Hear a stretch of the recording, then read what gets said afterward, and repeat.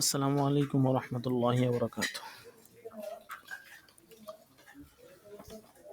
জি, আজকে আমাদের পড়া হবে মুদারাবা শর্ট নোটিশ জমা হিসাবে, সেটা গত সবকে হয়েছে। আজকে হবে অন্যান্য জমা হিসাব, এখান থেকে আর কি ব্যাংকের যে সমস্ত মানে আপনার ডিপোজিট কিভাবে জমা হয়, পুঁজিটা আসলে কিভাবে তাদের হাসিল হয়, এই বিষয় নিয়ে মূলত এখানে আলোচনা। Others saving deposit account. ইসলামী ব্যাংক সময় ও জনগণের চাহিদা অনুযায়ী আল ওয়াদিআ, মুদারাবা, মুশারাকা ইত্যাদি নীতিমালার ভিত্তিতে বিভিন্ন ধরনের প্রকল্পের অধীনে বিভিন্ন নামে হিসাব খুলে জনগণের নিকট হতে অর্থ সংগ্রহ করে তহবিল গঠন করে থাকে। বর্তমান বাংলাদেশে 5টি ইসলামী ব্যাংক রয়েছে। প্রত্যেক ব্যাংকের নিজস্ব কিছু ব্যতিক্রমধর্মী সঞ্চয় হিসাব খোলার ব্যবস্থা আছে। এই সকল হিসাবে অর্থ জমা নিয়ে ব্যাংক তার তহবিল গঠন করে থাকে, যেমন আল আরাফা হজ অ্যাকাউন্ট প্রকল্প, মাসিক জমা ভিত্তিক মেয়াদী সঞ্চয় প্রকল্প, মাসিক মুনাফা প্রদান ভিত্তিক মেয়াদী জমা হিসাব, উচ্চ শিক্ষা সঞ্চয় প্রকল্প, বিবাহ সঞ্চয় ও বিনিয়োগ প্রকল্প, মুদারাবা সঞ্চয় ব্রড, আল আরাফা এককালীন হজ জমা হিসাব, সঞ্চয় বিনিয়োগ প্রকল্প ইত্যাদি। শেয়ার বা মূলধন। ব্যাংক তার পুঁজি গঠনের জন্য ইসলামী শরিয়ার ভিত্তিতে জনগণের মধ্যে শেয়ার বিলি করে। শেয়ার বিলির মাধ্যমে যে মূলধন সংগৃহীত হয় তাকে শেয়ার মূলধন বলে। শেয়ার হোল্ডারগণ ব্যাংকের লাভ লোকসানে অংশীদার হয়। ব্যাংকের উদ্যোক্তা পরিচালকগণ এই অর্থের যোগান দিয়ে থাকেন। শেয়ার বা মূলধনের যে শেয়ার, সেটা তো বুঝতে পারতেছেন। যেমন ধরেন আল আরাফা ব্যাংক, তাদের একটা শাখা ধরেন আপনাদের এখানে খুলবে। তো এই ব্যাংকের তারা যেই তার অফিসটা দিবে, এই অফিসের ধরেন একটা শেয়ার দ্বারা দিল, যে অফিস দিতে আমাদের 5 কোটি টাকা খরচ হবে, তো আমরা এখানে 20টা শেয়ার বা 10টা শেয়ার নিব, যারা 50 লক্ষ করে দিবে। ঠিক আছে? তো এইটাই হচ্ছে শেয়ার আর কি, বুঝতে পারছেন? ব্যাংকের নিজস্ব তহবিল। প্রতিটি ইসলামী ব্যাংকের নিজস্ব কিছু অর্থ থাকে যা ব্যাংকের নিজস্ব পুঁজি হিসেবে গণ্য হয়। ব্যাংকের উদ্যোক্তা পরিচালকগণ এই অর্থের যোগান দিয়ে থাকেন। এরপর কেন্দ্রীয় ব্যাংক ও অন্যান্য ব্যাংক থেকে গৃহীত ঋণ। ইসলামী ব্যাংকসমূহ কখনো লিকিউইডিটির সমস্যায় পড়লে তা দূর করার জন্য কেন্দ্রীয় ব্যাংক বা অন্যান্য ব্যাংক থেকে আলাপ আলোচনার ভিত্তিতে সাময়িক ঋণ গ্রহণ করে থাকে। ব্যাংক এ সকল ঋণ ইসলামী পদ্ধতিতে গ্রহণ করে থাকে। সার্ভিস চার্জ বা কমিশনের ভিত্তিতে ব্যাংকিং সেবা কার্যক্রম। কাজের বিনিময়ে পারিশ্রমিক গ্রহণ করা বা কমিশনের ভিত্তিতে কাজ করা ইসলামী শরিয়ায় অনুমোদিত। তাই ইসলামী ব্যাংকসমূহ তার কর্মকর্তা কর্মচারীদের বেতন ভাতা, অফিস ভাড়া, পানি, বিদ্যুৎ ও প্রশাসনিক অন্যান্য ব্যয়ভার নির্বাহের জন্য সার্ভিস চার্জ বা কমিশনের ভিত্তিতে টিটিডিডি, পে অর্ডার, চেক ইত্যাদি ইস্যুকরণ ও অর্থ কালেকশন সহ যাবতীয় ব্যাংকিং সেবা কার্যক্রম পরিচালনা করে থাকে। সুদী ব্যাংকের সঞ্চয়ী হিসাব এবং ইসলামী ব্যাংকের সাধারণ মুদারাবা সঞ্চয়ী হিসাবের মধ্যে পার্থক্য। কেউ কেউ মনে করেন সুদী ব্যাংকের সঞ্চয়ী হিসাব আর ইসলামী ব্যাংকের সাধারণ মুদারাবা সঞ্চয়ী হিসাব এটা তো একই জিনিস, কারণ সুদী ব্যাংকগুলো সঞ্চয়ী হিসাবে একটি নির্দিষ্ট হারে সুদ দিয়ে থাকে, আর ইসলামী ব্যাংকসমূহ প্রায় একই হারে বা কিছু কম বেশি করে হারে মুনাফা দিয়ে থাকে। এছাড়া সুদী ব্যাংকের সঞ্চয়ী হিসাব ইসলামী ব্যাংকের মুদারাবা হিসাব টাকা জমা রাখা এবং চেকের মাধ্যমে টাকা উত্তোলন করার নিয়মকানুন তো একই রকম দেখা যায়। তো বাহ্যিক আর কি এক মনে হয় সব। তো এখন বলতেছে যে আসলে সুদী ব্যাংকের সঞ্চয়ী হিসাব আর ইসলামী ব্যাংকের মুদারাবা সঞ্চয়ী হিসাব এর পরিচালনার নিয়মকানুন বাহ্যিকভাবে দেখতে প্রায় একই রকম মনে হলেও উভয় মৌলিক নীতিমালা রয়েছে অনেক পার্থক্য। নিম্নে উল্লেখযোগ্য কয়েকটি পার্থক্য তুলে ধরা হলো। সুদী ব্যাংকের সঞ্চয় হিসেবের মধ্যে কি হয় যে সুদী ব্যাংকগুলো মূলধনের উপর একটি নির্দিষ্ট হারে সুদ প্রদানের শর্তে সঞ্চয় হিসাব খোলার মাধ্যমে জনগণ অর্থ সংগ্রহ করে। আর ইসলামী ব্যাংকের মুদারাবা সঞ্চয় হিসাব, ইসলামী ব্যাংকগুলো সাধারণ মুদারাবা সঞ্চয় হিসাব খোলার ক্ষেত্রে ডিপোজিটরদেরকে তাদের মূলধনের উপর নির্দিষ্ট হারে মুনাফা প্রদানের কোনো অগ্রিম বাণী শোনায় না। অপরদিকে এখানে সুদী ব্যাংক কিন্তু নির্দিষ্ট হারে একটা মুনাফা দিয়ে থাকে। সুদী ব্যাংকে ডিপোজিটরগণ নির্ধারিত হারে সুদ প্রাপ্তির পূর্ণ নিশ্চয়তা লাভ করে। আর এদিকে আপনার ইসলামী ব্যাংকে ডিপোজিটরগণ নির্দিষ্ট হারে কোনো মুনাফা লাভের নিশ্চয়তা লাভ করে না, মুনাফা হার থাকে অনির্ধারিত। ডিপোজিটরদেরকে কোনো প্রকারের ঝুঁকি বহন করতে হলে মেয়ান্তে তারা নির্ধারিত সুদ পেয়ে যায়। ডিপোজিটরদেরকে ঝুঁকি বহন করতে হয়, মুনাফার পরিমাণ কাঙ্ক্ষিত মুনাফার চেয়ে কম বেশি হতে পারে, আর লোকসান হলে সেটাও হতে পারে। হ্যাঁ, এরপরে সুদী ব্যাংকগুলো বেশি পরিমাণ লাভ করতে পারলেও ডিপোজিটরগণ বেশি হারে সুদ পায় না। তাদের পরিমাণ তাদের পাওয়ার পরিমাণ নির্ধারিত। ইসলামী ব্যাংকগুলো জমাকৃত অর্থ ব্যবসায় বিনিয়োগ করে বেশি পরিমাণ মুনাফা অর্জন করতে পারলে ডিপোজিটরগণ এর অংশীদার হয়। ব্যাংক লোকসান দিলে ডিপোজিটরগণ কোনো লোকসান বহন করে না। ব্যাংক একাই লোকসান বহন করে আর ডিপোজিটরগণ প্রণীত হারে সুদ লাভ করে। ব্যাংক লোকসান দিলে ডিপোজিটরগণ মানে সাহেবুল মাল, যেটা পুঁজির মালিক, সে মুদারাবা ইন্তিবালা অনুযায়ী লোকসান বহন করে।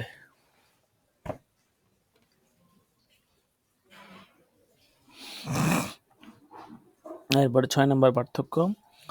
সুদী ব্যাংকে অ্যাকাউন্ট খোলার ক্ষেত্রে ব্যাংক ও ডিপোজিটরদের মধ্যে সম্পর্ক হয় ঋণ গ্রহীতা ও ঋণদাতার সম্পর্ক এবং সুদদাতা ও সুদগ্রহীতার সম্পর্ক। অপরদিকে ইসলামী ব্যাংকে অ্যাকাউন্ট খোলার ক্ষেত্রে ব্যাংক ও ডিপোজিটরের মধ্যে সম্পর্ক হয় উদ্যোক্তা অর্থাৎ মুদ্রা এবং পুঁজির মালিক সাহেবুল মাল সম্পর্কে এবং লাভে অংশীদারিত্বের সম্পর্ক।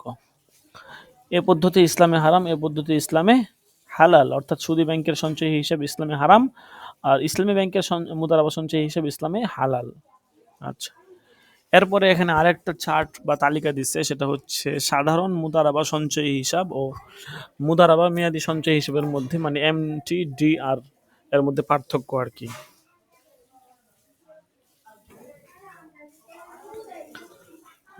বলতেছে সাধারণ মুদারাবা সঞ্চয়ী হিসাব, যে সাধারণ মুদারাবা সঞ্চয়ী হিসাবে আমানতের নির্ধারিত কোনো মেয়াদ থাকে না, আর মুদারাবা মেয়াদে জমা হিসাবে আমানতের নির্ধারিত মেয়াদ থাকে।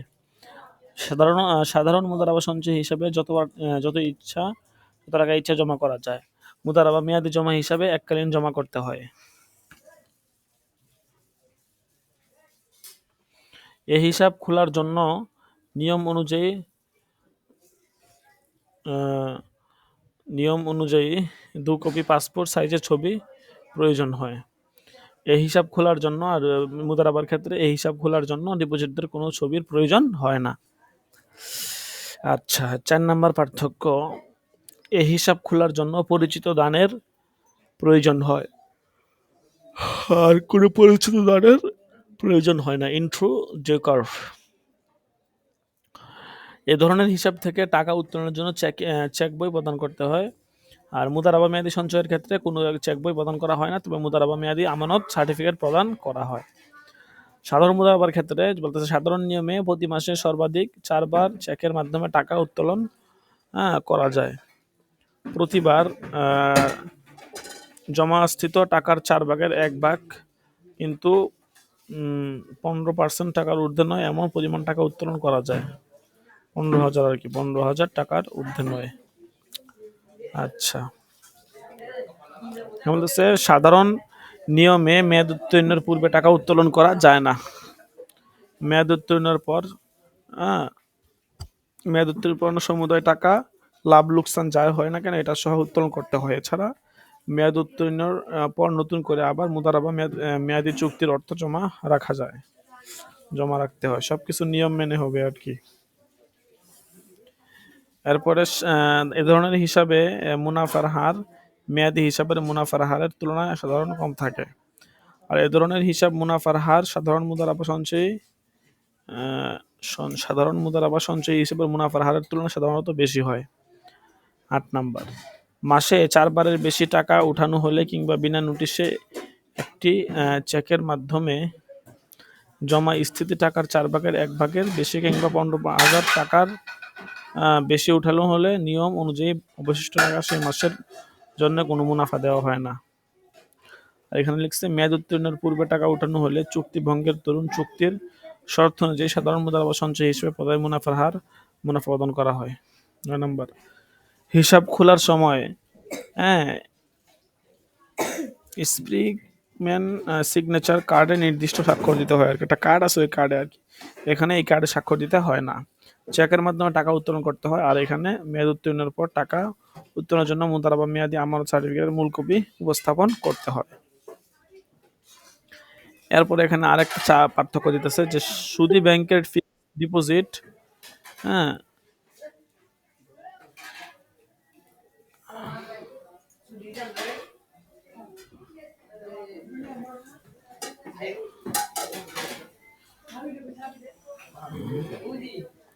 ক্লাসে জয়েন হতে পারতেছে না।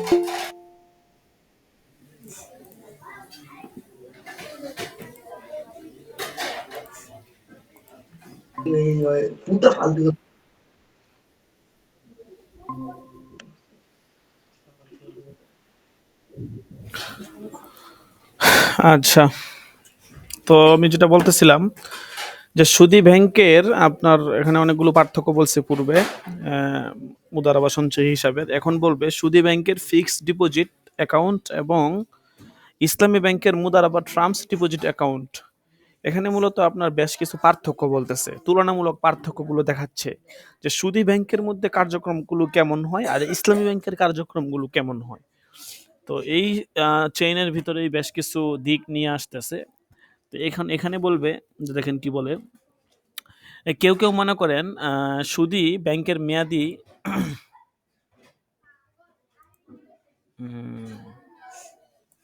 সেখানে কি বলে দেখেন, কেউ কেউ মনে করেন সুদী ব্যাংকের মেয়াদি জমা হিসাব ফিক্সড ডিপোজিট অ্যাকাউন্ট এবং ইসলামী ব্যাংকের মুদারাবা মেয়াদি জমা হিসাব একই জিনিস। আসলে এই দুটি হিসাব বাহ্যিকভাবে এক মনে হলেও প্রকৃতপক্ষে এক নয়।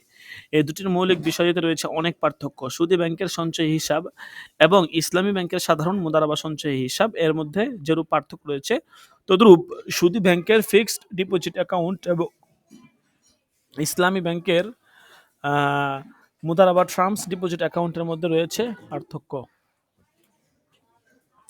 আচ্ছা, সুদী ব্যাংকগুলো নির্ধারিত মেয়াদের জন্য নির্ধারিত হারে সুদ প্রদানের শর্তে আমানত সংগ্রহ করে। এখানে সুদের হারের অগ্রিম বাণী শোনানো হয়। মেয়াদ যত বেশি হবে সুদের হার তত বেশি হয় এবং সুদ পূর্ব নির্ধারিত থাকে। সুদী ব্যাংকগুলো বেশি পরিমাণ লাভ করলেও ডিপোজিটরগণ বেশি হারে সুদ পায় না, কারণ তাদের পাওয়ার পরিমাণ নির্ধারিত। অ্যাকাউন্ট খোলার ক্ষেত্রে সুদী ব্যাংক এবং ডিপোজিটরদের মধ্যে সম্পর্ক হয় ঋণ গ্রহীতা ও ঋণ দাতার সম্পর্ক, সুদদাতা ও সুদ গ্রহীতা সম্পর্ক। অপরদিকে ইসলামী ব্যাংক নির্ধারিত মেয়াদের জন্য কোনো নির্দিষ্ট হারে মুনাফা প্রদানের শর্তে আমানত সংগ্রহ করে না। এখানে নির্দিষ্ট হারে মুনাফা প্রদানের কোনো অগ্রিম বাণী শোনানো হয় না। কিছুই শুনতে পাচ্ছি না। আচ্ছা আচ্ছা, তো শুনতে পারতেছেন না তো অবশ্যই বলবেন, তাই না? কিছু না বললে তো হবে না। আচ্ছা, আমি যেটা বলতেছিলাম আর কি, যে এখানে আপনার সুদী ব্যাংকের যেই ডিপোজিট এবং ইসলামী ব্যাংকের ডিপোজিটের মধ্যে পার্থক্য বলতেছে আর কি। তো বলতেছে যে ইসলামী ব্যাংক নির্ধারিত মেয়াদের জন্য নির্দিষ্ট কোনো হারে মুনাফা প্রদানের শর্তে আমানত সংগ্রহ করে না। এখানে নির্দিষ্ট হারে মুনাফা প্রদানের কোনো অগ্রিম বাণী শোনানো হয় না। সাধারণত মেয়াদি আমানতের ক্ষেত্রে ব্যাংকের নিকট কত টাকা কত দিনের জন্য থাকবে তা ব্যাংকের জ্ঞাত থাকে বলে ব্যাংক পরিকল্পনা অনুযায়ী দীর্ঘমেয়াদের জন্য ভালো প্রকল্পে এবং কারবারে বিনিয়োগ করার সুযোগ পায়। ফলে স্বাভাবিকভাবেই মুনাফা বেশি অর্জিত হবার সম্ভাবনা থাকে। বিনিয়োগ করে ব্যাংক যে মুনাফা অর্জন করে তার একটি অংশ মুদারাবা চুক্তি মোতাবেক ডিপোজিটরদের ভাগ করে দেয় আর বাকি অংশ ব্যাংক গ্রহণ করে। আর লোকসান হলে মুদারাবা নীতিমালা অনুযায়ী ডিপোজিটর বহন করে। সুতরাং এ ধরনের হিসাবের ক্ষেত্রে ইসলামী ব্যাংক এবং ডিপোজিটের মধ্যে সম্পর্ক হয় উদ্যোক্তা, মুদারিব এবং সাহিবুল মাল অর্থাৎ পুঁজির মালিকের সম্পর্ক এবং লাভে অংশীদারিত্বের সম্পর্ক। আচ্ছা, তো এখানে এই বিষয়টা বললো আর কি যে আপনার সুদী ব্যাংকের যেই ফিক্সড ডিপোজিট এবং ইসলামী ব্যাংকের যেই মুদারাবা টার্মস ডিপোজিট, এটা আসলে এই দুইটা কি এবং এই দুইটার ভিতরে আসলে পার্থক্যটা কি, এই বিষয়টা আর কি এখানে একটু খোলাসা করে বললো।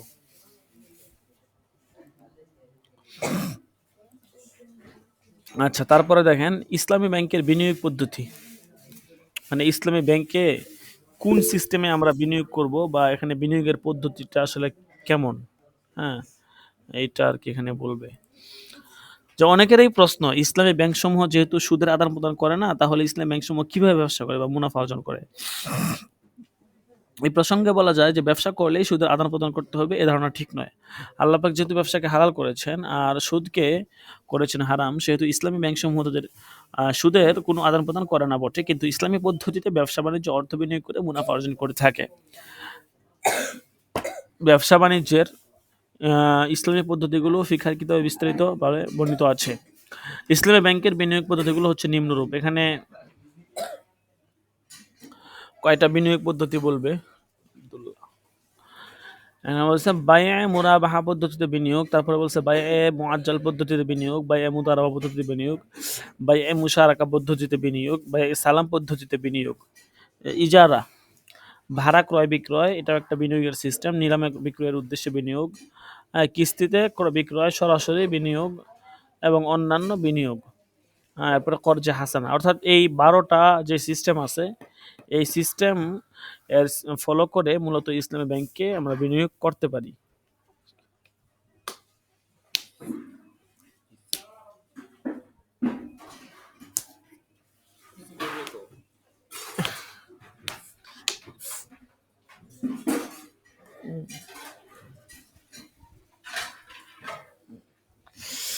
এখানে 12টা সিস্টেম দেওয়া আছে, 12টা সিস্টেম, অর্থাৎ এই 12টা সিস্টেমের যে কোনো একটা ফলো করে আমরা ওই সিস্টেমে আর কি ইসলামী ব্যাংকে বিনিয়োগ করতে পারি। এর মধ্যে একটা হচ্ছে, আচ্ছা এখন প্রত্যেকটা ভিন্ন ভিন্নভাবে আলোচনা করবে, আজকে আমরা 2-4টা পড়বো। প্রথমে হচ্ছে বায়ে মুরাবাহা পদ্ধতিতে বিনিয়োগ, হ্যাঁ, চুক্তির ভিত্তিতে লাভে ক্রয় বিক্রয়। ইসলামী ব্যাংকসমূহ মুরাবাহা নীতিমালার ভিত্তিতে মুওয়াক্কিল অর্থাৎ গ্রাহকের আবেদন অনুযায়ী মুওয়াক্কিলের নির্দিষ্ট পণ্য সামগ্রী তৃতীয় পক্ষের নিকট হতে ব্যাংকের নামে ক্রয় বা আমদানি করে মুওয়াক্কিলের নিকট কিছু লাভে বিক্রয় করার চুক্তিতে আবদ্ধ হয়। মুওয়াক্কিল ও ব্যাংকের নিকট হতে এই সকল পণ্য সামগ্রী নির্দিষ্ট লাভে ক্রয় করার অঙ্গীকার প্রদান করে। বুঝছেন? বায়ে মুরাবাহা পদ্ধতির সিস্টেমটা বলতেছে আর কি। এ বিষয়ে ব্যাংক ও মুওয়াক্কিলের মধ্যে একটি চুক্তিপত্র স্বাক্ষরিত হয়। চুক্তিপত্রে মালের পূর্ণ বিবরণ, পরিমাণ, গুণাগুণ, ক্রয় মূল্য, মুনাফার পরিমাণ, পণ্য সরবরাহের স্থান, কোন দেশের কোন কোম্পানির তৈরি, মূল্য পরিশোধের ধরন ইত্যাদি যাবতীয় বিষয় স্পষ্টভাবে উল্লেখ থাকে। লাভের পরিমাণ ব্যাংক ও মুওয়াক্কিলের মধ্যে পারস্পরিক আলোচনার ভিত্তিতে নির্ধারিত হয়ে থাকে। এছাড়া অন্যান্য খরচ যেমন ইন্স্যুরেন্স, যাতায়াত খরচ, পরিবহন ব্যয়, ব্যাংকের গুদামে সুরক্ষিত অবস্থায় গুদাম ভাড়া, গুদামের পাহারাদারের বেতন ইত্যাদি যাবতীয় ব্যয় চুক্তি মোতাবেক মুওয়াক্কিল কর্তৃক নগদ পরিশোধ করা হয় অথবা মুওয়াক্কিলের সংশ্লিষ্ট বিনিয়োগ হিসাব থেকে আদায় করা হয়। মুওয়াক্কিল গ্রাহক চুক্তিপত্র শর্তাবলী একটি নির্দিষ্ট সময়ে একসাথে মালের মূল্য পরিশোধ করে সমস্ত মাল ডেলিভারি নিতে পারে।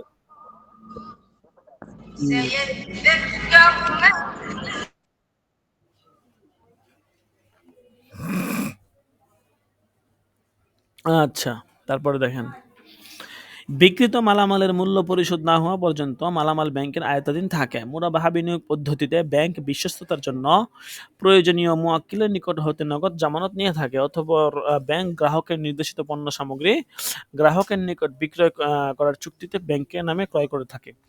উল্লেখ্য যে ব্যাংক মুওয়াক্কিলের অনুরোধ অনুযায়ী মুওয়াক্কিলের নির্দেশিত পণ্য সামগ্রী প্রথমে ব্যাংকের নামে ক্রয় করে, যাতে করে অন্তত কিছু সময়ের জন্য হলেও সংশ্লিষ্ট দ্রব্যের উপর ব্যাংকের মালিকানা প্রতিষ্ঠিত হয়। ব্যাংক তার নিজের অধীনে নিয়ে আসে আর কি এগুলো কিছু সময়ের জন্য হলেও। অতঃপর মুরাবাহা ক্রয় বিক্রয় চুক্তি সম্পাদন করে মুওয়াক্কিলের সংশ্লিষ্ট মালামাল হস্তান্তরের পর মালামালের উপর মুওয়াক্কিলের মালিকানা প্রতিষ্ঠিত হয়। মুওয়াক্কিলও পণ্য সরবরাহের প্রাপ্তি স্বীকার করে। তবে মুওয়াক্কিল কর্তৃক পণ্যের মূল্য পরিশোধ না হওয়া পর্যন্ত মালামাল ব্যাংকের নিকট জামানত হিসেবে থাকে, আর পণ্যের মূল্য মুওয়াক্কিলের নিকট ঋণ হিসেবে গণ্য হয়। আচ্ছা, তারপরে এ পদ্ধতিতে টাকা দিয়ে কিছু এ পদ্ধতিতে ব্যাংক টাকা দিয়ে কিছু বেশি টাকা আদায় করে এরূপ ধারণা করার কোনো অবকাশ নেই। কারণ মুরাবাহা পদ্ধতিতে ব্যাংক মুয়াক্কিলকে কোনো নগদ অর্থ প্রদান করে না। বরং মূলত সে ব্যাংক কি করতেছে, টাকা দিয়ে পণ্য কিনতেছে, পণ্য কিনে এটা কাস্টমারের কাছে বিক্রি করে, এইটা সিস্টেম আর কি। বরং পণ্য সামগ্রী তৃতীয় পক্ষের নিকট হতে ব্যাংকে নামে ক্রয় করে কিছু লাভে মুয়াক্কিলের নিকট বিক্রি করে, যা একটি ক্রয় বিক্রয় পদ্ধতি। এভাবে পণ্য সামগ্রী ক্রয় বিক্রয়ের মাধ্যমে মূল্যের চেয়ে অতিরিক্ত অর্থ পাওয়া যায়, তাই মুনাফা এবং হালাল। মনে রাখতে হবে যে এই পদ্ধতিতে ক্রয় বিক্রয় এবং মুনাফার সম্পর্ক রয়েছে কেবলমাত্র পণ্যের সাথে, অর্থাৎ পণ্যের ক্রয় বিক্রয়ের মধ্যে। বা এ মুনাফার বিস্তৃত বিধান দ্বিতীয় অধ্যায়ে বর্ণিত হয়েছে। আগে এটার অধ্যায়ে বিস্তারিত গেছে, হালাল জায়েজ হওয়ার জন্য কি কি শর্তবাদী রয়েছে ইত্যাদি বিস্তারিত আলোচনা ওখানে গেছে। আচ্ছা, তারপরে বায়ে মুরাবাহা পদ্ধতিতে বিনিয়োগের বৈশিষ্ট্যাবলী।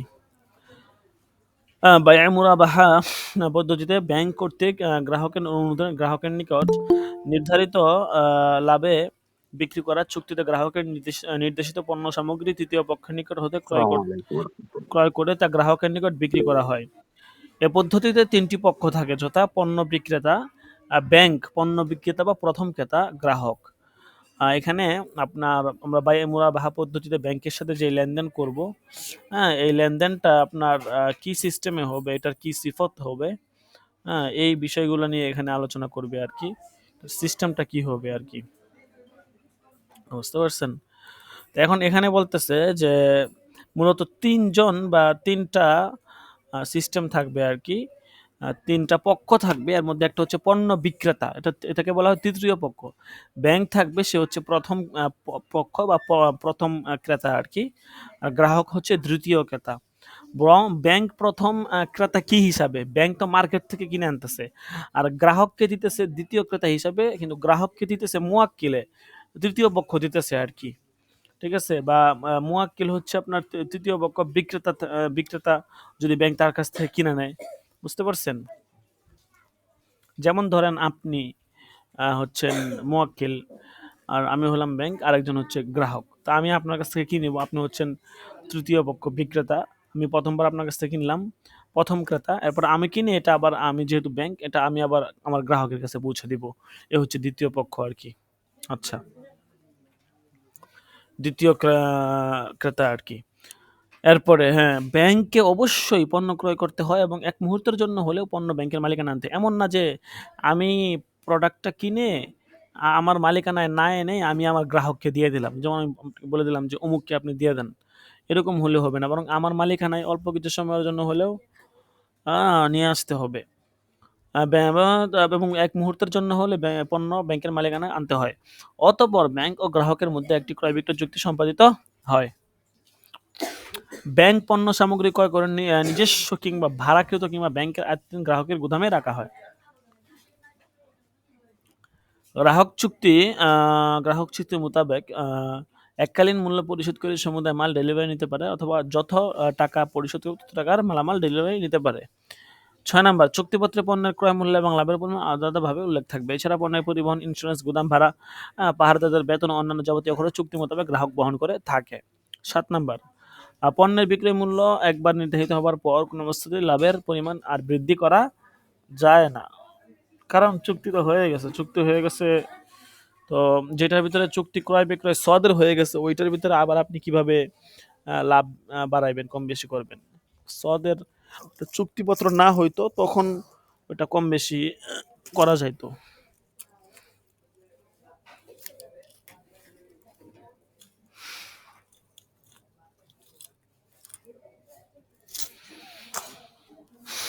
আচ্ছা, তারপরে হচ্ছে আপনার বাইয়ে মুআজ্জাল পদ্ধতিতে বিনিয়োগ আর কি। বাইয়ে মুআজ্জাল পদ্ধতি বিনিয়োগ এবং বাইয়ে মুআজ্জাল পদ্ধতি বিনিয়োগের বৈশিষ্ট্যাবলী এই পর্যন্ত আজকে ইনশাল্লাহ হবে। তো বাইয়ে মুআজ্জাল পদ্ধতিতে বিনিয়োগ, এটা কি সিস্টেম কি বলতেছে? বাইয়ে মুআজ্জাল অর্থ হচ্ছে বাকিতে ক্রয় বিক্রয় করা।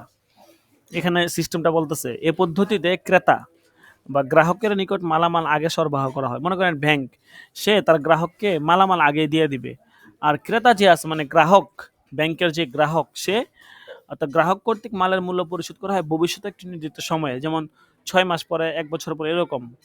ইসলামী ব্যাংকের ক্ষেত্রে ব্যাংকের মুয়াক্কিল বা গ্রাহক বিশেষ মালামাল ক্রয় করে দেওয়ার জন্য ব্যাংকের নিকট আবেদন করে এবং এর মূল্য ভবিষ্যতে একটি নির্ধারিত সময়ে পরিশোধ করার অঙ্গীকার করে। ব্যাংক তার গ্রাহকের অনুরোধে গ্রাহকের নির্দেশিত পণ্য সামগ্রী একটি নির্ধারিত মূল্যে গ্রাহকের নিকট বিক্রয় করার জন্য চুক্তিবদ্ধ হয় এবং গ্রাহকও নির্ধারিত মূল্যে ওই সকল পণ্য সামগ্রী ব্যাংকের নিকট হতে ক্রয় করে নেওয়ার জন্য চুক্তিবদ্ধ হয়। অতঃপর ব্যাংক গ্রাহকের নির্দেশিত পণ্য সামগ্রী তৃতীয় পক্ষের নিকট হতে ক্রয় করে ব্যাংকের মালিকানা ও দখলে নিয়ে আসে। অতঃপর ব্যাংক ও গ্রাহকের মধ্যে একটি ক্রয় বিক্রয় চুক্তি সম্পাদিত হয়। চুক্তির শর্ত অনুযায়ী ব্যাংক গ্রাহকের নিকট আগে মালামাল সরবরাহ করে এবং গ্রাহক কর্তৃক মালের মূল্য পরিশোধ করা হয় ভবিষ্যতে একটি পূর্ব নির্ধারিত সময়ে। মালের বিক্রয় মূল্য ব্যাংক ও গ্রাহকের পারস্পরিক আলোচনার মাধ্যমে নির্ধারিত হয়। চুক্তিপত্রে মালের বিবরণ, সরবরাহের তারিখ, পরিমাণ, বিক্রয় মূল্য পরিশোধের সময় ইত্যাদি স্পষ্টভাবে উল্লেখ থাকে। চুক্তিপত্রের শর্ত অনুযায়ী গ্রাহক মালের মূল্য ভবিষ্যতে একটি নির্ধারিত সময় একসাথে পরিশোধ করতে পারে, আবার কিস্তিতেও পরিশোধ করতে পারে। এ পদ্ধতিতে ব্যাংক গ্রাহককে কোনো নগদ অর্থ প্রদান করে না, বরং পণ্য সরবরাহ করে থাকে। ব্যাংক তুলনামূলক কম দামে ক্রয় করে কিছু বেশি দামে বিক্রি করে থাকে। এভাবে পণ্য ক্রয় বিক্রয়ের মাধ্যমে যে অতিরিক্ত অর্থ পাওয়া যায় তাই ব্যাংকের মুনাফা। এ পদ্ধতিতে ব্যাংক গ্রাহককে পণ্যের ক্রয় মূল্য এবং লাভের পরিমাণ বলতে বাধ্য নয়, বরং গ্রাহকের নিকট বিক্রয় মূল্য উল্লেখ করা হয়ে থাকে। ব্যাংক নিরাপত্তা ও বিশ্বস্ততার জন্য গ্রাহকের নিকট হতে প্রয়োজনীয় জামানত গ্রহণ করে। বাকিতে ক্রয় বিক্রয় চুক্তি যদি লাভে হয়ে থাকে তাহলে একে বলা হয় মুরাবাহা বা মুআজ্জাল। বায়ে মুআজ্জাল বলতে সাধারণত মুরাবাহা বা মুআজ্জাল বোঝানো হয়। এটা বায়ে মুআজ্জালের বিস্তারিত আলোচনা দ্বিতীয় খণ্ডের ভিতরে গেছে, সেখানে বলা হয়েছে বায়ে মুআজ্জাল কাকে বলে, কি আলোচনা, বিস্তারিত আলোচনা বায়ে মুআজ্জালের ভিতরে গেছে। এই জন্য ওখান থেকে আপনারা ভালো করে দেখে নেবেন। বায়ে মুআজ্জাল পদ্ধতিতে এখানে বলতেছে বায়ে মুআজ্জাল পদ্ধতিতে যে ব্যাংকে আমরা বিনিয়োগ বা ব্যাংকের সাথে লেনদেন করব, এটার কি কি বৈশিষ্ট্য হইতে পারে। এখানে একটা বৈশিষ্ট্য বলবে যে বায়ে মুআজ্জাল পদ্ধতিতে তিনটি পক্ষ থাকে। এটা হচ্ছে পণ্য বিক্রেতা, ব্যাংক, আর হচ্ছে গ্রাহক, এবং এটা যাকে বলা হয় পণ্যের দ্বিতীয় ক্রেতা আর কি। তো এই পদ্ধতিতে ব্যাংক গ্রাহকের অনুরোধে গ্রাহকের নিকট বাকিতে মূল্য পরিশোধের শর্তে গ্রাহকের নির্দেশিত পণ্য সামগ্রী ক্রয় করে তা গ্রাহকের নিকট বিক্রি করে। যেমন আপনি হচ্ছেন গ্রাহক, আমি হলাম ব্যাংক। এখন আপনি আমাকে বলবেন যে আমার কিছু জিনিস লাগবে, আমাকে এগুলো আপনি দেন, আমি 6 মাস 1 বছর পরে এত টাকা দিয়ে দিব, ব্যাস এই হচ্ছে আর কি সিস্টেম। এই পদ্ধতিতে ব্যাংকে অবশ্যই তৃতীয় পক্ষের নিকট হতে পণ্য সামগ্রী ক্রয় করতে হয় এবং এক মুহূর্তের জন্য পণ্য সামগ্রী ব্যাংকের মালিকানা আনতে হয়। আমি যে পণ্যটা আপনাকে দিব এটা তো আমার কাছে না থাকলে অবশ্যই আমাকে এটা ক্রয় করতে হবে, এবং এটা ক্রয় করে 1 মিনিটের জন্য হলেও বা কিছু সময়ের জন্য হলেও এটা আমার মালিকানায় আনতে হবে। আমি যে ব্যাংক, আমার মালিকানায় আনতে হবে, আমি বুঝে নিতে হবে আমার সম্পদটা আমার, এরপরে আপনার কাছে দিব। আমি আমার নিজের কাছে না আপনার কাছে দিয়ে দিলাম, তাইলে এটা হইল না। অতঃপর ব্যাংক ও গ্রাহকের মধ্যে একটি ক্রয় বিক্রয় চুক্তি সম্পাদিত হয়। গ্রাহকের নিকট আগে মালামাল সরবরাহ করা হয় এবং মূল্য পরিশোধ করা হয় ভবিষ্যতে একটি নির্দিষ্ট সময়ে। মূল্য পরিশোধের পূর্বে মালামাল গ্রাহকের মালিকানায় চলে যায়। এ পদ্ধতিতে ব্যাংক পণ্যের মূল্য ক্রয় এবং লাভের পরিমাণ গ্রাহককে আলাদাভাবে জানাতে বাধ্য নয়। গ্রাহকের নিকট কেবল বিক্রয় মূল্য উল্লেখ করা হয়ে থাকে। গ্রাহক পণ্যের মূল্য নির্ধারিত সময় পরিশোধ করতে ব্যর্থ হলে বর্ধিত সময়ের জন্য ব্যাংক অতিরিক্ত কোনো মুনাফা ধার্য করতে পারে না। যে এটাই হচ্ছে সিস্টেম। যেমন ধরেন আপনি হচ্ছেন গ্রাহক, তো আমি দিলাম ব্যাংক, আমি আপনার কাছ থেকে আপনি আমার থেকে ব্যাংক থেকে ধরেন 6 মাস বা 1 বছর মেয়াদি কিছু পণ্য সামগ্রী নিলেন, 6 মাস বা 1 বছর পরে টাকাটা পরিশোধ করবেন। এখন 1 বছর পরে আপনি টাকাটা পরিশোধ করতে ব্যর্থ হয়ে গেলেন, সময় মতো পরিশোধ করতে পারতেছেন না। তো এর মানে এই না যে যেহেতু সময় মতো পরিশোধ করতে পারতেছেন না, ব্যাস তা আপনার কাছে আমি 5 লাখ টাকা পাতাম, এখন আপনি 5,20,000 টাকা দিবেন, 20,000 টাকা বাড়ায় দিবেন, না এরকম করা যাবে না।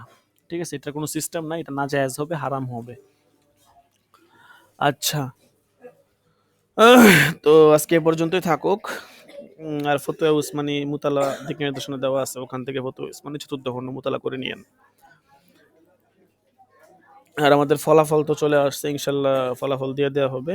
তবে এর আগে আমরা এখানে ফলাফলটা একটু দেখে নেই সংক্ষেপে। এই পরীক্ষায় যতটুকু সম্ভব নাম্বার দেওয়া হয়েছে। হ্যাঁ, তারপরেও অনেকটা এহসান করা হয়েছে।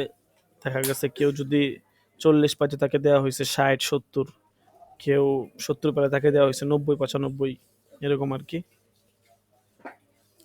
যারা লিখিত দিছেন তো ভালো করছেন, কিন্তু লিখিত যারা দিছেন এদের মধ্যে আবার অনেকেই দেখা গেছে আপনার মানে এই সবগুলা লেখে না, অল্প অল্প একটু একটু করে লেখা জমা দিয়ে দিছে। তো এটা তো হইলো না, আপনি লিখিত দিছেন, আপনি সবগুলা দিলে না সুন্দর হয়, তাইলে না এটা একটা সুন্দর মানায় আর কি। সবগুলো না দিলে তো এটা সুন্দর দেখা যায় না। আচ্ছা, আমি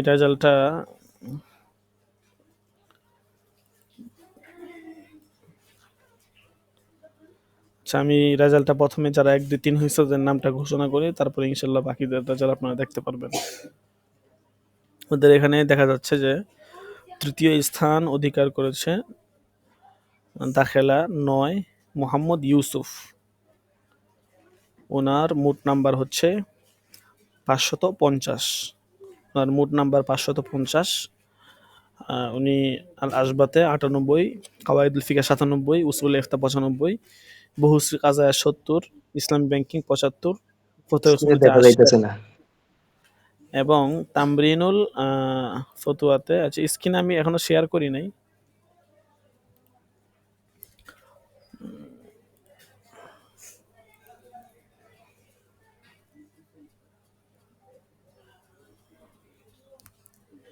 আচ্ছা, আমি শেয়ার করে দিচ্ছি, এখন আশা করি আপনারা দেখতে পারতেছেন।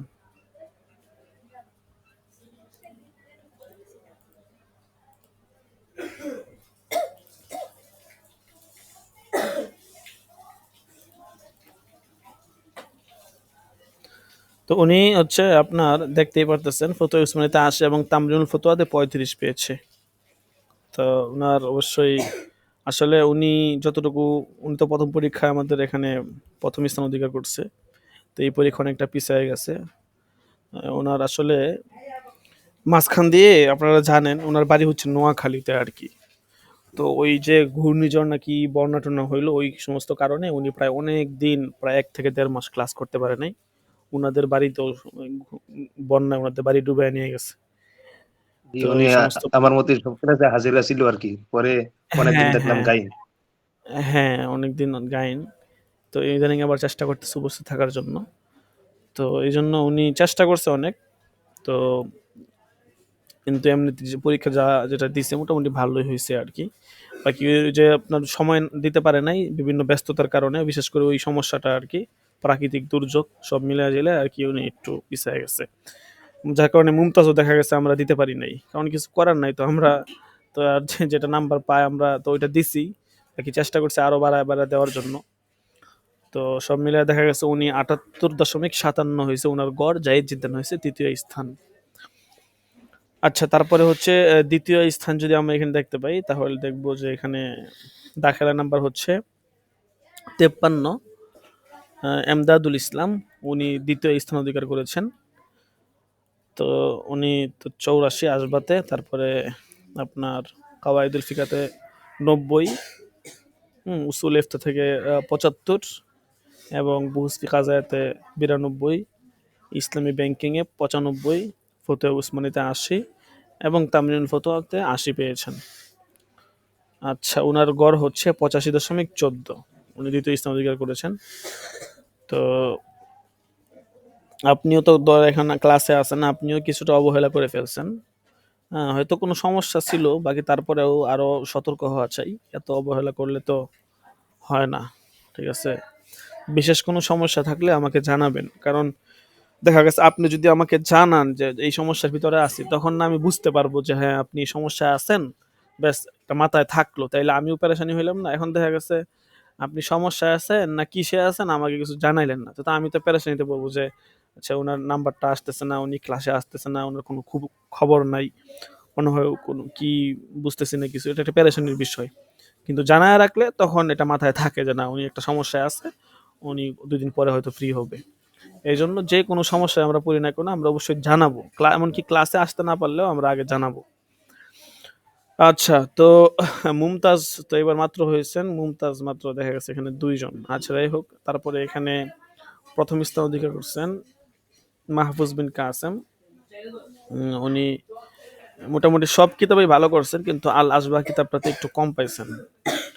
এটা দেখলাম যে আমি বাড়ায় দেওয়ার চেষ্টা করছি কিন্তু কোনোভাবে পারলাম না। এটা আপনি তো ক্লাসে আসেনি, আপনি এটা একটু খুঁজে বের করেন কেন কম পাইলেন। বাকি বাকি সব কিতাবেই 95, 99, 98, 99, 97, 95 এর উপরে পাইছেন সবগুলাতেই। কিন্তু আসবাহতে একদম মাত্র পাইছেন 82। তার কারণটা আসলে কি আমি বুঝলাম না। আচ্ছা যাই হোক, তো আপনি তামরিন ফতুয়াতে আপনি পেয়েছেন 100 মাশাআল্লাহ। আর মোট নাম্বার হচ্ছে 670। 700 নাম্বার থেকে আপনি মাত্র 30 নাম্বার কমে 670 নাম্বার পেয়েছেন। আপনার গড় হচ্ছে 95.71। আপনি প্রথম স্থান অধিকার করেছেন, মাশাআল্লাহ। জাযাকাল্লাহু আহসানাল জাযা, বারাকাল্লাহু ফি ইলমিক। আচ্ছা, এরপরে বাকিদের রেজাল্ট এখানে আছে। যারা পরীক্ষা দেন নাই কিন্তু ভর্তি হিসাবে তাদের ভর্তি বাতিল হয় নাই, যাদের ভর্তি বাতিল হয়ে গেছে এদেরকে ক্রস লাল চিহ্ন দেওয়া হয়েছে নাম সহ, এরকম 3 জন দেখতে পারতেছি। আর যারা পরীক্ষার ফি দিয়েছেন কিন্তু পরীক্ষা দেন নাই বা ছাত্র হিসেবে আছেন ওনাদেরকে ক্রস দেওয়া হয়েছে আর কি। তো আপনারা যে যারা এই যাদের এখানে ক্রস লেগে গেছে তারা কিন্তু মনে করেন বার্ষিক পরীক্ষায় আমাদের যে সনদটা আপনারা দেখছেন কিনা, সনদের ভিতরে একটা ঘর আছে আল ইখতিবারুস সানি আল মুআদ্দাল, তারপরে ওখানে নাম্বারের একটা অপশন থাকে। দ্বিতীয় পরীক্ষার গড় নাম্বার মুআদ্দাল থাকে, সেখানে একটা নাম্বার থাকে। তা আপনি যে দেখেন পরীক্ষাটা দেন না, এই যে আপনার নাম্বারটা এখানে তো ওখানে ক্রস থাকবে বা এখানে কিছু থাকবে না, জিরো থাকবে। তো এইটা আমি বারবার বলছি, আর আমি কিচ্ছু করার নাই, আমি কারো রিকোয়েস্ট রাখতে পারবো না, সম্ভবই না। কারণ এতবার বলার পরে এমনকি আপনারা বিশ্বাস করবেন না, আমি এত ব্যস্ততার পরে আমি দেখা গেছে অনেকজনকে ফোনও দিছি, হ্যাঁ, তারপরেও ওনাদের কোনো খবর নাই। এই জন্য এখানে যারা আছেন ইনশাল্লাহ আপনারা ধরে নিতে পারেন যে আপনাদের সনদে দ্বিতীয় সাময়িক পরীক্ষার নাম্বারের জায়গাটা এরকম গোল আসবে। যেমন এখানে তামবিন যেমন দেখতেছেন গোল, একজন পাইছে 40, বাকি সবাই গোল। এখানে একজন পাইছে 80 মাসাল্লাহ। হ্যাঁ, এরপরে এখানে এই পৃষ্ঠাতে দেখা গেছে সবাই 0, এখানে একজন আছে 100, আরেকজন আছে 80, আরেকজন 35, আরেকজন 40। তো এরকম ওখানে সনদের ঘরে আসবে 0। ঠিক আছে, তো কিছু করার নেই, অবহেলা করলে অবশ্যই এটার শাস্তি আপনাকে পেতেই হবে। অবহেলার একটা সীমা থাকা দরকার। আপনি ক্লাসের মধ্যে অবহেলা করেন এটা মানা যায় যে একটা ব্যস্ত থাকার কারণে কর্মজীবনে ক্লাসে উপস্থিত থাকতে পারেন না, ঠিক আছে, কিন্তু পরীক্ষার সময়টা তো আপনি অবসর হবেন। আপনি যত ব্যস্তই থাকেন পরীক্ষার সময়টাতে আপনি আপনার বুঝতে হবে যে আমার এই একটা সপ্তাহ আমার অন্য কাজটা বাদ দিয়ে আমার পরীক্ষাটা দেওয়া লাগবে। এই জিনিসটা কেন যে আপনাদের মাথায় ঢুকে না এটা আমি বুঝি না। ক্লাসে অবহেলা এটা আমরা মেনে নিচ্ছি, কারণ এটা আমরা বুঝি যে এটা যেভাবে হোক আমরা একটা সিস্টেম করছি।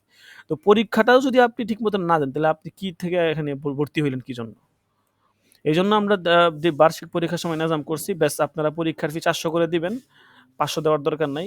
আর পরীক্ষার খাতা আমাদেরকে কুরিয়ার করে পাঠিয়ে দিবেন।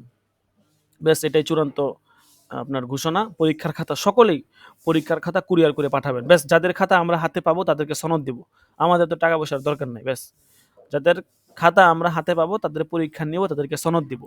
আর যাদের খাতা হাতে পাবো না, যারা পরীক্ষা দিবে না, তাদের সনদ স্থগিত থাকবে। যেদিন তারা পরীক্ষা দিবে পূর্বের বকেয়া পরিশোধ করবে সেদিন তারা সনদ পেয়ে যাবে। ঠিক আছে, আপনি যেগুলো আমাদের মোটা দাগের নেজাম, এই সমস্ত নেজাম যদি আপনারা না মানেন তাহলে আপনি তো সনদ একটা নিজে বানায় নিতে পারেন, তাহলে আপনার তো ভর্তি হওয়ার কোনো মানে ছিল না। একটা প্রতিষ্ঠানের বেশ কিছু নিজাম আছে, আমাদের সাইটে যদি গিয়ে দেখেন অনেক নিজাম এখানে পাবেন আপনি, প্রচুর পুরা পৃষ্ঠা নিজাম এখানে দেওয়া আছে, ওখান থেকে হয়তো আপনারা পড়ছেন। তো অনেক যেমন মনে করেন আমাদের এখানে নিজাম আছে ক্লাসে হচ্ছে প্রত্যেকেই এরকম মানে মাদ্রাসার যে লেবাস আছে লেবাস পরে বসবে, এটা একটা সূক্ষ্ম নিজাম আর কি। এটা দেখা গেছে না মানলে আমরা কিছু বলি না, মানার দরকারও না, এটা আমরা আমার নিজামে রাখছি, কিন্তু কেউ মানলো ভালো, না মানলে সমস্যা নেই। কিন্তু এইগুলো তো আর এরকম সূক্ষ্ম নিজাম না, এগুলো হচ্ছে মোটা দাগের নিজাম। তো এই সমস্ত নিয়ম কানুন যদি কেউ না মানে তাহলে তার ব্যাপারে আমরা কি বলবো বলেন?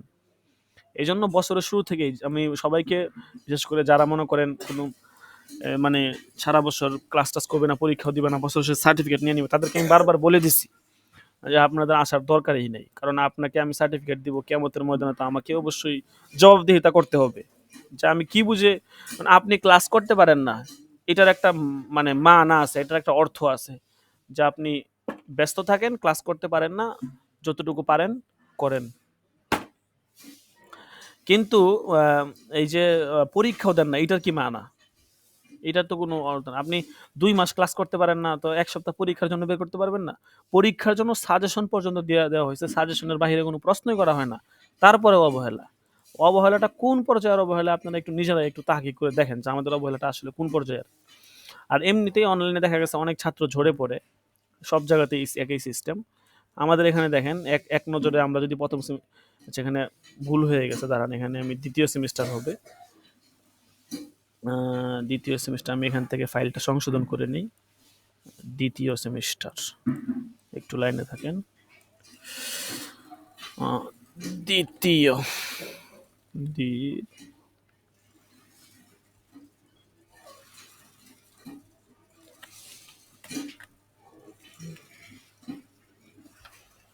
দ্বিতীয়, আচ্ছা ফাইলটা আমি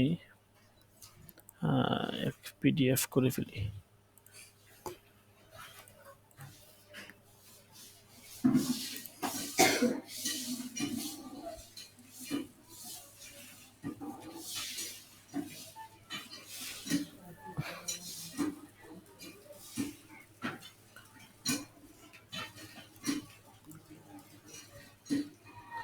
আচ্ছা আমি স্ক্রিন শেয়ার করি, হ্যাঁ।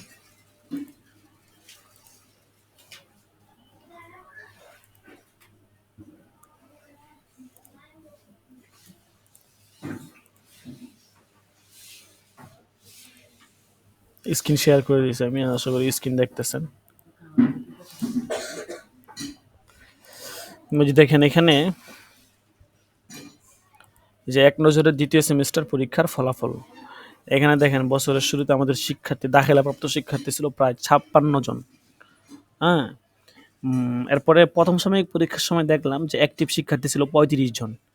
এখন অ্যাক্টিভ শিক্ষার্থী আছে মাত্র ২২ জন। মানে কতজন কমে গেল? প্রায় আপনার ৮ জন, না ৮ জন না, ১৩ জন কমে গেছে।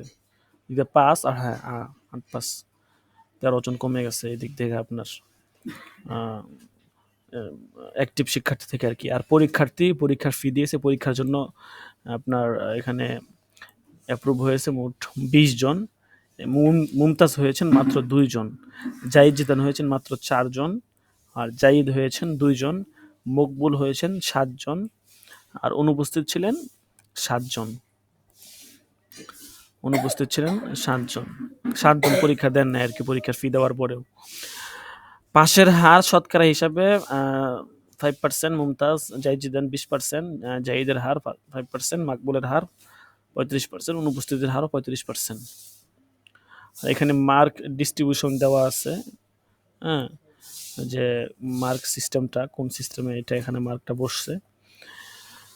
7 সাবজেক্টে পরীক্ষা তো 560-এ আপনার মুমতাজ A+, হ্যাঁ, 65 থেকে 455 আর কি, এর উপরে পেলে গ্রেট আর কি জাহিদ জিদ্দান, এরপরে 350 এর উপরে থাকলে জাহিদ, 245-এর উপরে থাকলে মকবুল, আর 231-এর উপরে থাকলে রাসিব।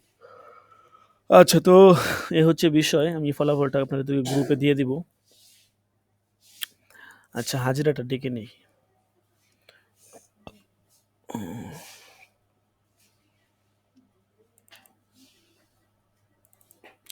আজকে ৬৮ নাম্বার দরস, হ্যাঁ, হাজিরা দিব সকলেই।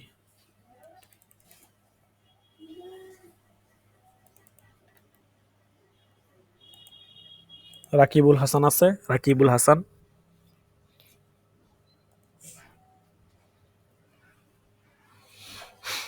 রাকিবুল হাসান নাই? রাব্বাই তা হাজিরা দেন না কেন? ইউসুফ, মোহাম্মদ ইউসুফ আছে?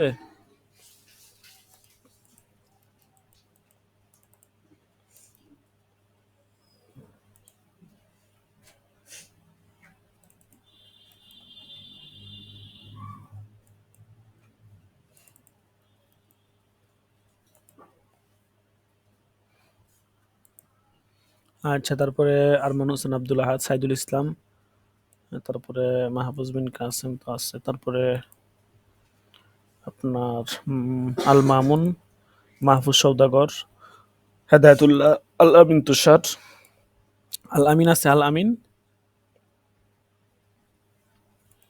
আল আমিন নাই, আল আমিন। আচ্ছা, তারপরে রায়হান মাহমুদ, সোহাইল আহমদ, মুস্তাকিম বিল্লাহ,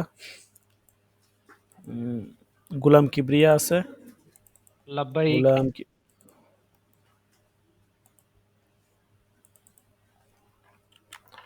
তারপরে কাউসার আহমদ, ইকরাম আল হাসান, এমদাদুল ইসলাম। লাব্বাইক। আপনি কি গত ক্লাসে ছিলেন না? ক্লাস ছিলাম, যে লাস্টে দিয়ে আর কি একটু কল এসে পড়ছিল। ওই আর তো কি গাইন পড়ে গেছে। লাস্টে এটা কি গাইন ধরবো? দেখতে কল এসে পড়ছিল। আপনার তো দেখলাম না দিলাম লাস্টে আমি দিয়ে আপনি ছিলেন। জি। তো আপনি হাজিরা দিতে না পারলে আমাকে জানাবেন না, এটাই লাস্ট ওয়ার্নিং। যদি কখনো গাইন পরে যায়, হাজিরা দিতে না পারেন, তাহলে মেসেঞ্জারে হলেও জানাবেন। যদি আর জানাতে না পারেন, তাহলে আপনি কিন্তু সারা বছরের যে হাজিরা দেওয়াটা আছে ধারাবাহিকতা কেটে যাবে। আপনি যদি হাজিরা দিতে না পারেন অবশ্যই জানাবেন, ঠিক আছে? অবশ্যই জানাবেন যে হাজিরা দিতে পারি নাই। আচ্ছা, তারপরে মুস্তফা কামাল আছে? নাই। লাব্বাইক। আচ্ছা, জুবায়ের আহমদ আছে? নাই।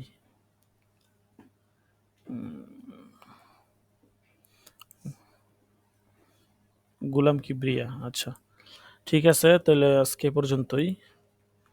আমি আপনাদের গ্রুপে পরীক্ষার যে ইয়াটা আছে ওটা দিয়ে দিতেছি, তারা সকলে গ্রুপ থেকে দেখে নিয়ে, সমস্যা নাই। যে আমাদের এই যে জুনায়েদ আল হাবিব ভাই, উনি তো অ্যাক্টিভ ছিলেন আগে, এখন কি উনি নাই নাকি? অ্যাক্টিভ? না না না, উনি হচ্ছে একদম মানে অন্য হিসাব ছাড়া, লাইন ছাড়া হয়ে গেছে। অ্যাক্টিভ কিছুদিন ছিল, শুরুর দিকে অ্যাক্টিভ তো পরে শুরুর দিকে অ্যাক্টিভ ছিল, পরে ওনার কোনো খবর নাই। ফোন দিলে ফোন ধরে না, মেসেজ দিলে মেসেজ দেখে উত্তর দেয় না। কঠিন একটা অবস্থা। এমনি কি আর চলে? পরে ওনার এখন যারা এই পরীক্ষার ফি দেয় নাই তাদেরকে এরকম সবাই দিয়ে দিছে, দুই এক চারজন বাকি ছিল আর কি। তো তাদের আর কোনো হিসাব নাই, তাদের হিসাব নিকাশ আর আমার পক্ষ থেকে আর কোনো ফোন কল কিছুই যাবে না। দেখেন, অনেকের এই বছর শেষ হইতে হইতে অনেকে ঝরে পড়ছে, দেখছেন। আবার অনেকেই দেখবেন যে মোটামুটি বছর কয়টা শেষ কয়টা ঘন্টা হতে পারে? আমাদের ক্লাস হতে পারে কয়টা? 100 ইনশাল্লাহ হয়ে যাবে, 100? ইনশাল্লাহ 100 হবে। জি জি, 100 হবে ইনশাল্লাহ।